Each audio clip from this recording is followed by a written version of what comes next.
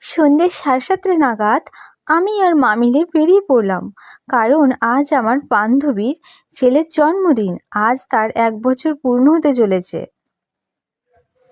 তো আমি যখন আসলাম এখানে তেমন একটা লোক ছিল না, কয়েকজন ছিল। তারপর ওকে দেখতে পেলাম, ও তো আমাকে দেখে মানে ভীষণ খুশি, আর ও হেসে দিল। আর এই বাবুর আজকে জন্মদিন।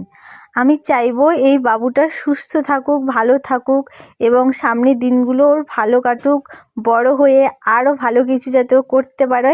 আমি ঠাকুরের কাছে এটাই প্রে করব।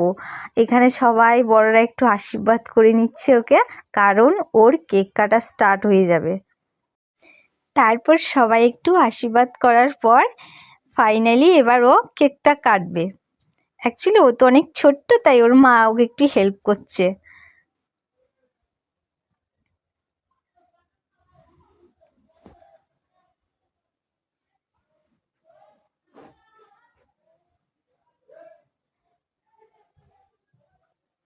তারপর কেক তো কাটা হয়ে গেছে, পরে সবাই মিলে বেলুন ফাটাচ্ছে।